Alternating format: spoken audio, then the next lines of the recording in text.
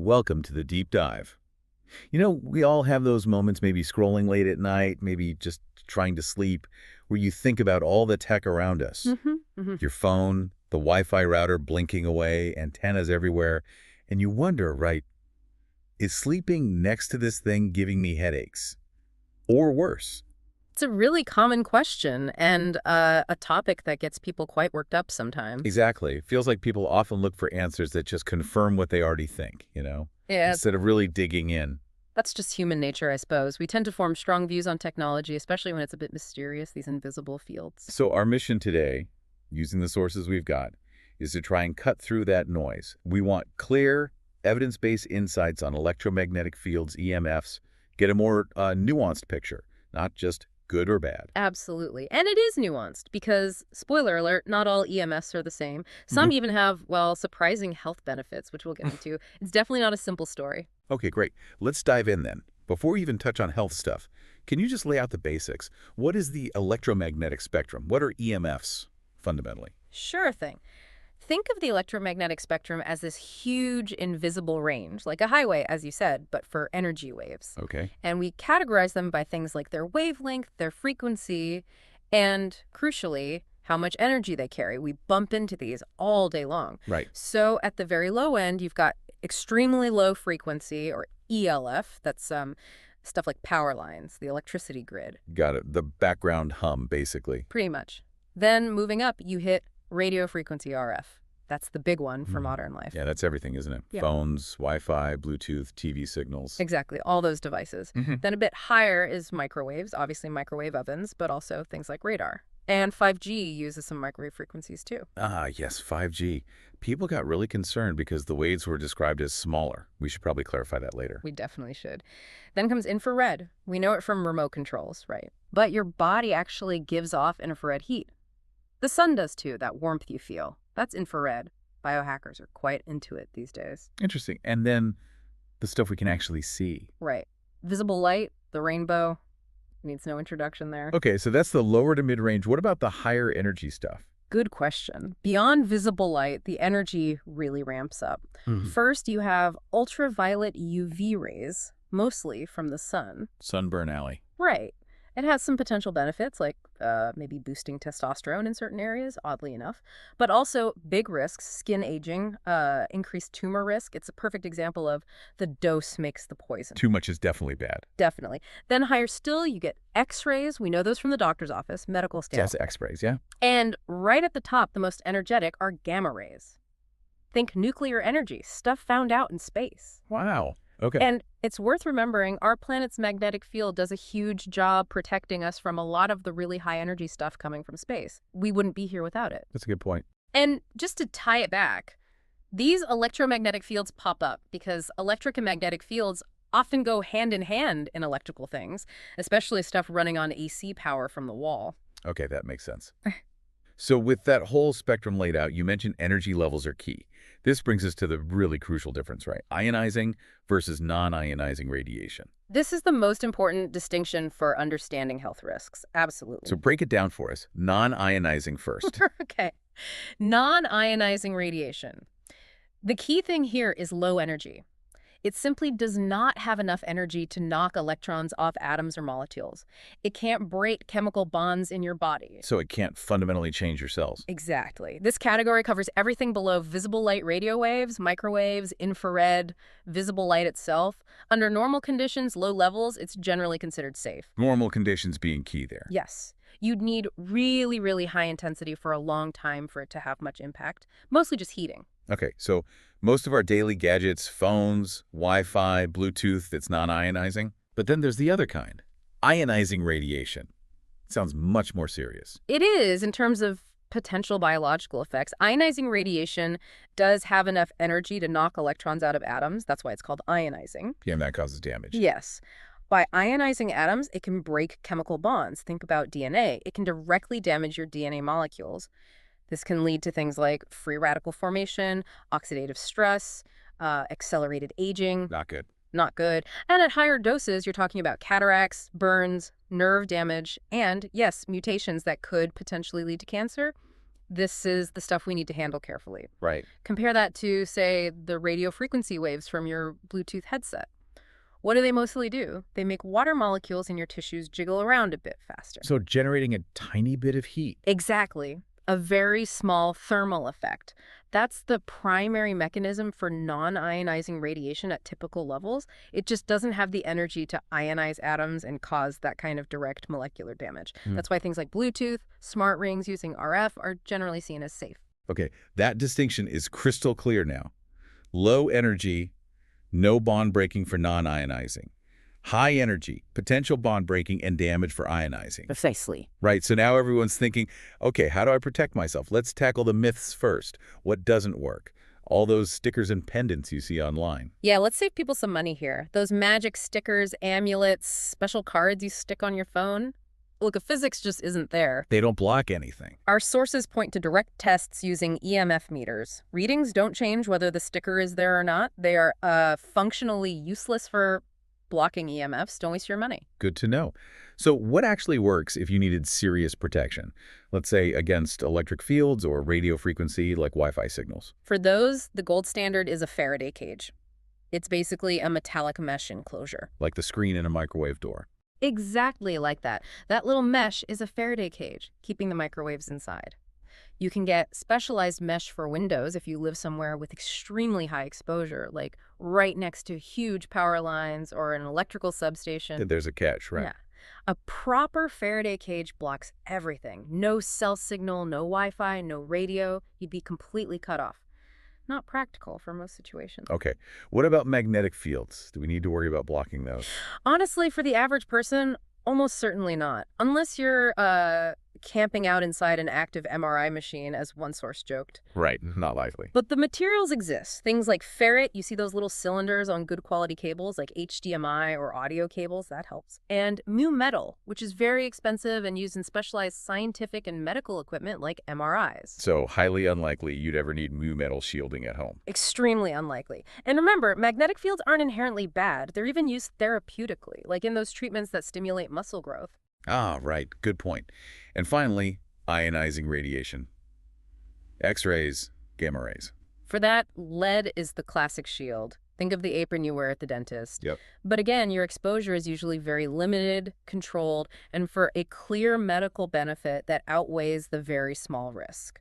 Okay, so specialized shielding isn't really the answer for everyday life. What's the simple, practical advice? It's almost anticlimactic how simple it is. Distance. Just move further away from the source. That's it. That's the most effective thing for most common sources like Wi-Fi routers or phones. It works because of the inverse square law. Explain that simply. Okay, think about a light bulb. As you double your distance from it, the light isn't half as bright, it's 4 times dimmer. Triple the distance, it's 9 times dimmer. EMF intensity drops off really fast with distance. Exponentially. Wow. Okay, so small increases in distance make a big difference. A huge difference. Moving your Wi-Fi router from your nightstand to, say, 3 meters or about 10 feet away across the room. Immensely better than having it right by your head all night. Practical tips. Use a longer Ethernet cable for your computer instead of relying on Wi-Fi right next to you. For your phone at night, don't put it on the nightstand. Put it on the floor or across the room. Still reachable, but much less exposure while you sleep. Simple, free, effective. That makes a lot of sense. Distance is your friend. Okay, let's wade into the slightly murkier waters now. The real health concerns versus maybe some of the hype. Right. The International Agency for Research on Cancer, IARC, classified both low-frequency magnetic fields and radiofrequency radiation as potentially carcinogenic to humans. Group 2B. That sounds quite alarming. It does on the surface, yes. But potentially carcinogenic is a specific classification that means there's limited evidence in humans and less than sufficient evidence in experimental animals. It's not saying it does cause cancer. And context is everything here. What kind of context? Frequency, intensity, proximity, duration of exposure, all those factors matter hugely. For instance, you mentioned melatonin. Some mouse studies showed magnetic fields reducing melatonin. But these studies used incredibly strong artificial magnetic fields, like tens or hundreds of microteslas, constant exposure. That's not your bedroom environment. It's levels you might find inside industrial machinery or, again, an MRI, not comparable to typical home exposure. Okay. And the link sometimes mentioned with childhood leukemia. There is some epidemiological data suggesting a possible weak link between constant exposure above roughly zero point 0.4 microteslas and childhood leukemia. Constant exposure being the key. Yes, and achieving that level constantly is rare in normal homes. It's more associated perhaps with living very close to major power lines. And often these situations involve other socioeconomic factors too, making it hard to isolate the EMF effect. What about people who feel they are specifically sensitive to EMS? EMF hypersensitivity. This is a tricky one. Subjectively, people report real symptoms. But scientifically, double-blind provocation studies where neither the participant nor the researcher knows if the EMF source is on or off have generally failed to show that people can reliably detect EMF presence or that their symptoms correlate with actual exposure. There's a famous anecdote about a community near a newly installed cell tower. People started reporting headaches, tinnitus, sleep problems. Okay. But it turned out the tower hadn't even been switched on yet. It suggests a powerful psychological or nocebo effect can be at play. That doesn't invalidate how people feel, of course, but it highlights the complexity. If you feel sensitive, increasing distance is still a sensible precaution. Makes sense. Now, zooming in on radio frequency RF from phones, Wi-Fi again, what's the general picture for health effects? Well, looking at large reviews, something like 80% of lab experiments found no genotoxic effect from RF, meaning no evidence it directly damages DNA, even testing various intensities and durations. So mostly negative results for DNA damage. Largely, yes. And studies looking specifically at things like Bluetooth and fertility generally show no negative impact from normal use patterns. And microwave ovens. We know they use high-intensity RF. Safe. Yes. As we said, that Faraday cage in the door does its job very effectively. They heat food using RF, but they don't make the food radioactive or leak harmful levels of radiation, assuming the door seal is intact.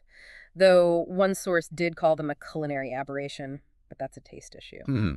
Okay, let's connect this to oxidative stress and fertility concerns, which come up a lot. Right. So we know ionizing radiation definitely causes free radicals and oxidative stress. There is some emerging evidence suggesting that very low-frequency EMFs might also induce some free radical formation. But again, the devil's in the details. Frequency, intensity, duration are critical. What about cell phones specifically and male fertility? Okay, there was a notable study back in 2009. It took ejaculated sperm samples and exposed them directly to cell phone radiation. It found increased oxidative stress and reduced sperm motility. Sounds bad. It does, but you have to question how realistic that scenario is, Direct exposure of sperm outside the body. Later, higher quality studies in 2017 didn't find that same direct damaging effect. However, they did find a correlation suggesting men living closer to telecom towers had lower sperm volume, and keeping a phone in your pocket might slightly affect sperm motility. So maybe keeping the phone out of the front pocket is prudent advice. Interesting distinction. What about female fertility? Some rat studies showed exposure to high levels of RF radiation reduced reproductive capacity. But again, the caveat is high levels is significantly higher than typical human exposure from phones or Wi-Fi. So why is there still debate? Why do some groups call for more caution than others? Well, you have major bodies like the WHO and IRC saying more research is needed, while other groups like the Bioinitiative Committee look at the existing, sometimes conflicting evidence and advocate for much stricter limits, often drawing heavily on animal or cell studies. And extrapolating animal data is risky. It can be very misleading. Think about metformin, a diabetes drug. It dramatically extends lifespan in mice. In humans, not so much. You can't just assume effects translate directly. Right. So the takeaway seems to be, yes, low-frequency RFMFs can potentially generate some free radicals and oxidation, a bit like other environmental pollutants we encounter. But the impact is likely much less severe than often feared. After literally decades and over 25,000 studies, we still haven't found a definitive, serious link between everyday EMF exposure and major diseases like cancer. Okay, that's a really important perspective. Now, after focusing quite a bit on potential risks and debunking myths, let's flip the coin. There's actually a positive side to EMFs, isn't there? Uses in health. Oh, absolutely. This often gets completely overlooked in the scare stories. There are some fascinating and genuinely beneficial applications. Like what? Well, intriguingly, some rat studies found that exposure to certain cell phone frequencies like 900 megahertz, 1800 megahertz actually increased testosterone levels. Really? That's counterintuitive. It is, and researchers are even exploring how specific non-ionizing EMFs might be harnessed to help destroy cancer cells. Early days, but promising research lines. Wow. And what about therapies that are already in use? Big one is pulsed electromagnetic fields, or PEMF therapy. There's pretty solid evidence showing it helps with things like joint and bone problems, speeding up fracture healing, for instance. Also wound repair and modulating inflammation. So real, measurable benefits. Yes, and it's being studied for neurological conditions too, like Parkinson's, MS, even Alzheimer's. Plus, there are those high-intensity magnetic field technologies used for muscle stimulation. Right, you mentioned those for muscle loss. Exactly. They use fields measured in Teslas much stronger than everyday exposures to make muscles contract. It's a tool being used to fight sarcopenia, that age-related muscle wasting, which is a big factor in losing independence and shortening lifespan. So it really drives home the point that EMFs are complex, not just one thing. Beneficial use is right alongside potential concerns. Precisely. It's not some sci-fi dystopia of harmful rays everywhere. It's more like a complex natural force that we're learning to understand and even harness, while also being mindful of potential downsides at certain exposures. Okay, let's try and wrap this up. Bringing it all together from this deep dive. What are the key takeaways? Well, first, electromagnetic pollution, EMFs, it's complex. Definitely not simple. Right. And crucially, not all EMFs are the same. Big difference between ionizing and non-ionizing. Huge difference. And some non-ionizing EMFs even have proven benefits, like PEMF. We learned that potential negative impacts, while maybe real in some specific contexts like very high prolonged exposure, are likely much less severe than the loudest voices often suggest. Yeah, especially compared to other environmental factors. Any impact on fertility from your phone, for example, is probably dwarfed by things like plastics and pesticides, these endocrine disruptors that are everywhere. And the best defense. Simple, free, effective, distance. That inverse square law is your friend. Move sources further away if you're concerned. Use common sense. Think critically about the information you see online. Absolutely. And maybe, just maybe, keep the phone out of your front pocket. Can't hurt. A good final practical tip. Thanks. You know, reflecting on all this, the complexity, the surprising benefits alongside the concerns, how our understanding of these invisible forces keeps evolving, it does make you wonder, doesn't it? What other areas of science or health might we be oversimplifying? What other complex issues are we only seeing one side of because it's the louder or scarier side? Something to think about. Thanks for exploring this with us.